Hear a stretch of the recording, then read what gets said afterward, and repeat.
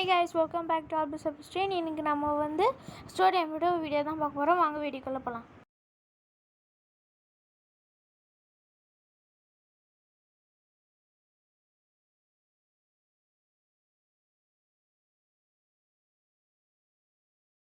Hi, my name is Sonia, and my story is about how I became a genius and what that's really like, the good and the bad. And before we dive in, make sure you click that notification bell.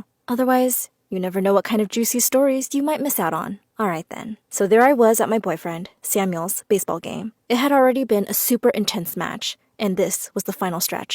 Samuel stepped up to bat, all of our friends were cheering around me, and I was so nervous that I nearly crushed the bag of popcorn in my hands. Funny thing, I actually don't like popcorn, but at the first game I ever went to, I was so hungry that I bought some, and Samuel's team won that game. So now it's like a good luck thing. Up went the pitcher's arm, hands on the ball. He threw it hard, but Samuel hit it even harder. That ball was going! I jumped off my seat in a fit of excitement, joining all of my friends. I was screaming so hard that I didn't even notice the ball coming right at me.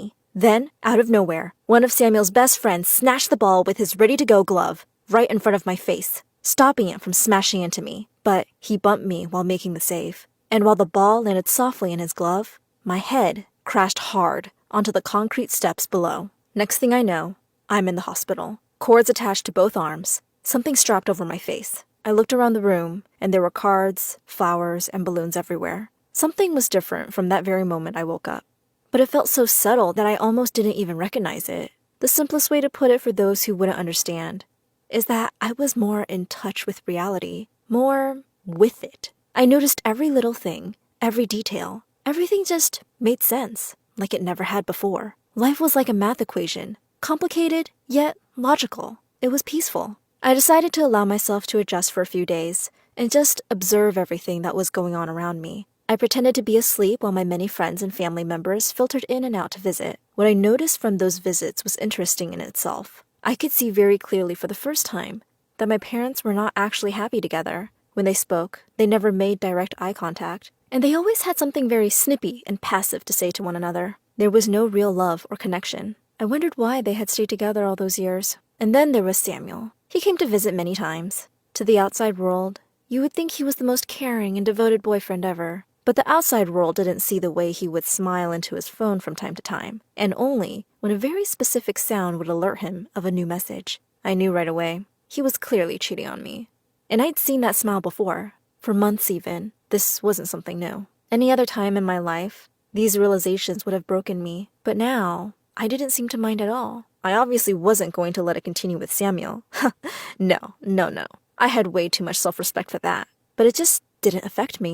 It was like things made too much sense for there to even be those same petty human emotions.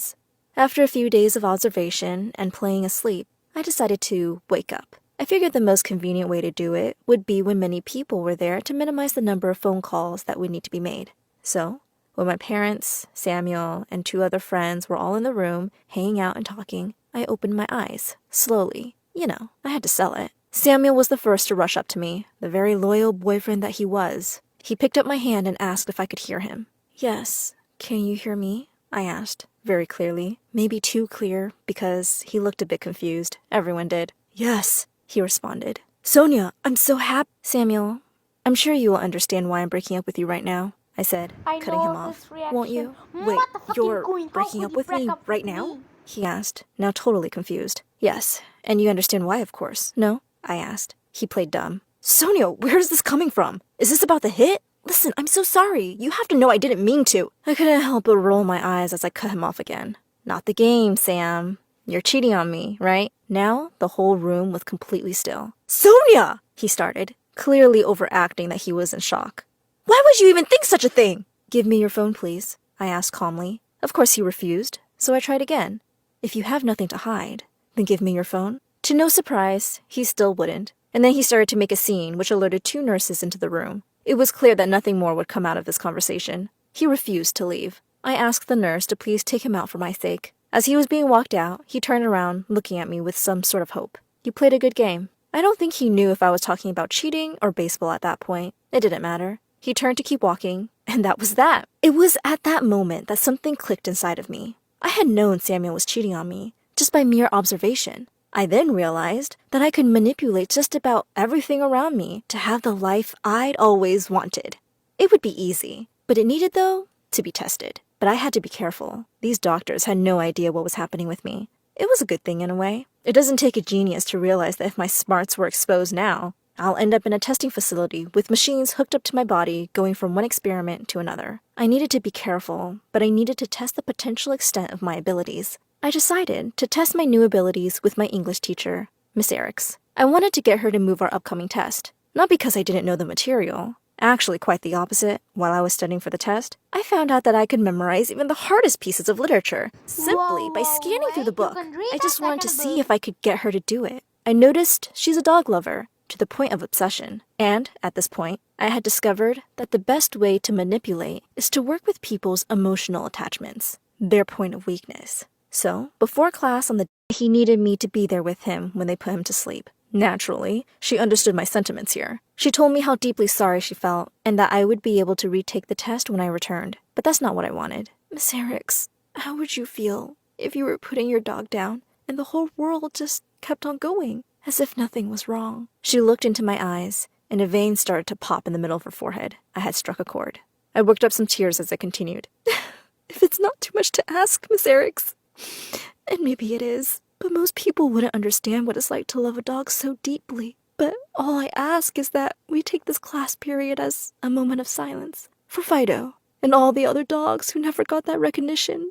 The test can wait for that, can't it? Now she had tears in her eyes as she looked over to the picture of her dog, which she got framed on her desk. She grabbed a tissue and blew her nose before turning to the class and announcing, "Class, today's test is postponed until tomorrow. Today's lesson is that sometimes there are things in life more important than sticking to a rigid schedule. Today, we take a moment of silence to send our best to Miss Sonia and her beloved dog Fido as they part ways." With her conclusion, she gave me a wink and gestured towards the door. That was my cue to leave. I put my hands on my heart as I said, "Thank you," and walked to my car. That was all I needed to know that I could have everything. And I found that I could also manipulate my world in other, smaller ways too. Like, I could now do my makeup perfectly. It's actually just based on the principle of the golden ratio. Easy, right?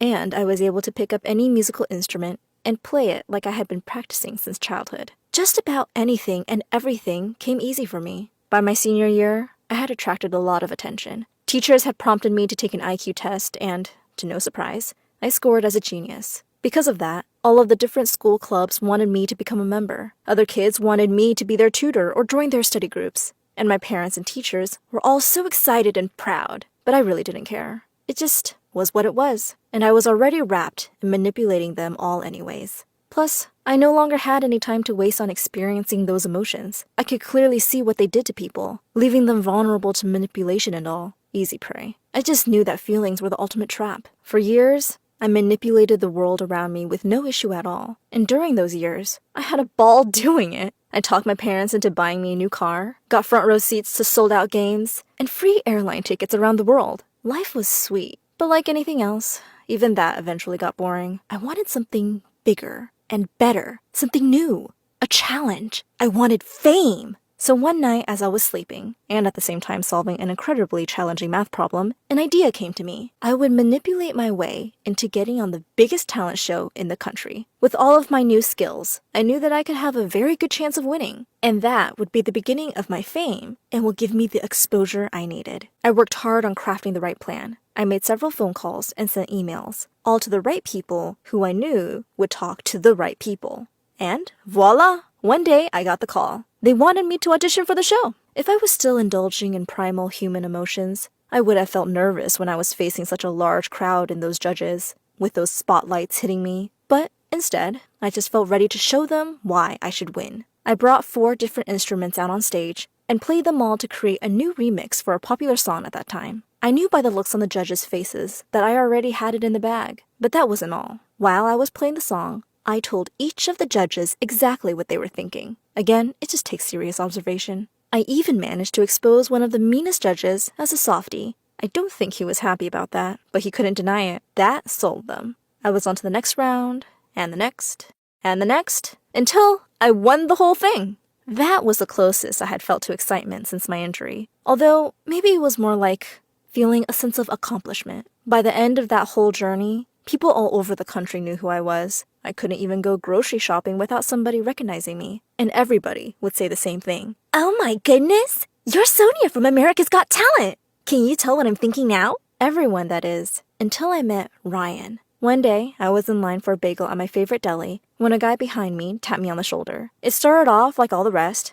Hey, you're Sonia from America's Got Talent, right? Yep, that's me, I replied, studying him so that I knew how to respond to his next question. But he took me by surprise when, instead, he asked, Can I tell you what you're thinking? At that moment, I was thinking that this guy couldn't possibly know what I'm thinking. And that's exactly what he said. 4 years later, we got married. As it turned out, Ryan was just like me. However, he had become a genius after receiving electric shock therapy for his depression years ago. A lot of people come out of that treatment with a scrambled brain, but he somehow came out a genius. It felt so nice having someone around who understood me and could actually stimulate me. We would talk about things that would have made other people think we were crazy. Things that everybody should talk about, really. But instead, they're too busy fiddling around with their emotions. Stuff like, existence. Another bonus of having Ryan in my life was that he was on the same mission. By the time we met, we were both millionaires. And now, we wanted to become billionaires. We were working on a project together that would create a foolproof space launch when I found out I was pregnant. And around the time of our first successful launch into space,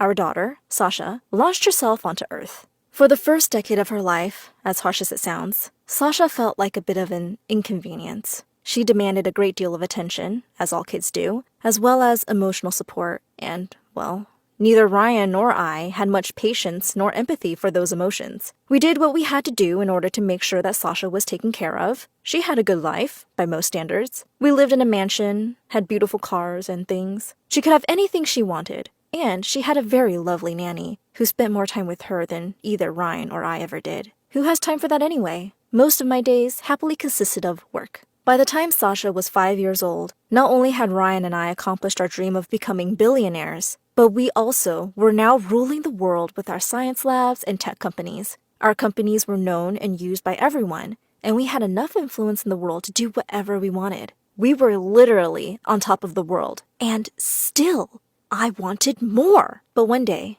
when Sasha was 7 years old, I got a phone call from her school. There had been an accident on the playground, and she had fallen off the top of the slide and had broken her leg. She was okay, but she was in the emergency room. Ryan and I were on our way to a very important business meeting when we got the call. Maybe the biggest meeting with the biggest potential for us yet. Now, had you asked me a day earlier, I would have told you that nothing in the world could have made me possibly sabotage that meeting by leaving. But right there and then, something inside of me felt different, and, to my own disbelief, I chose to go and see Sasha at the hospital instead. The whole way there, I was feeling things stirring inside of me. My chest was swirling with movement. From what I could remember, I believe it was a pure sense of motherhood worry that I've, perhaps, never allowed myself to experience. And when I got there and saw Sasha asleep and all bandaged up, I broke down for the first time in well over a decade. I couldn't hold it back anymore. I cried, really cried. And not because I wanted to manipulate anything or get my way, but because I loved Sasha, and I'm now a bit ashamed to admit to you that